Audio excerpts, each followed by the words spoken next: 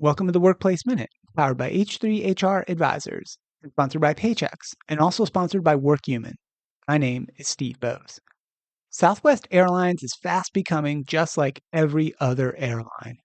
For many flyers, Southwest Airlines is notable for how they've always been different to all other U.S. airlines, with their free checked baggage policies, their iconic boarding lineup procedure, and the take any open seat on the plane process, and their famously fun, quirky, and attentive approach to customer service. While many flyers get put off by the boarding procedures especially, and prefer to have an assigned seat on the plane in advance, others, like me, have come to appreciate how Southwest has been different, and I mean different in a good way, from all the other airlines and how they operate. Fans of Southwest, and there are many, have also appreciated the carrier's generally low cost or at least competitive pricing model as well. And by operating only one kind of aircraft across the entire fleet, Boeing 737 and its variants, the company can operate more efficiently and cost effectively in terms of training, outfitting, maintenance, and airport turnaround times. And finally, by designing their route maps to be more point to point and connecting cities with direct flights that the other major U.S. carriers would require a layover in a central hub city. Just think about how many times on Delta you've had to fly to Atlanta first to get about almost anywhere else. Southwest has developed over their 50-plus year history a devoted legion of fans. And I can attest to almost every Southwest flight I've taken in the last few years to be full or almost full. But having low prices, offering more direct flight options, and free perks that other airlines charge for, and fostering a legendary type of customer service and an employee experience apparently aren't good enough to sustain the carrier in a manner that the current market demands. Southwest is a publicly traded company, and as such has to answer to its shareholders. And in the last year or so, at least one of the large shareholders has pressed the company into making changes in order to increase its profitability and in turn, hopefully, the share price, which has declined substantially in the last 5 years, down about 45%.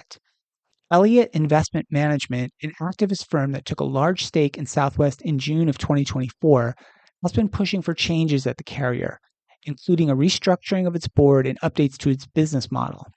Elliott's total interest in Southwest have grown to over 11% of the company's shares, allowing it to place substantial pressure on management and the board of directors.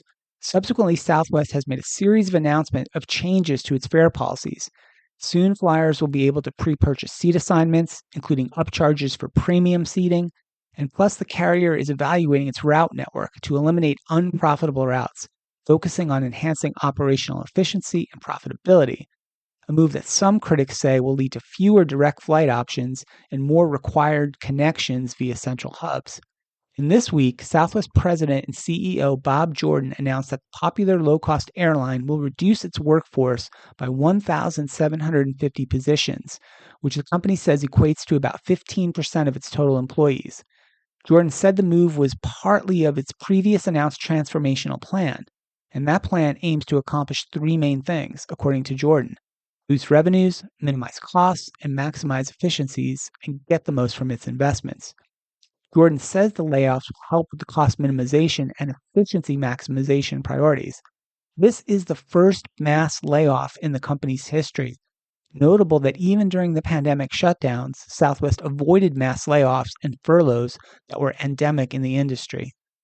Taken all together, the new assigned and premium seating policies, the streamlined route network, and now mass layoffs of almost 2,000 employees in a company that is famous for its engaged employees and company culture, it seems that Southwest is fast dropping all the elements that made it different from the rest of the industry.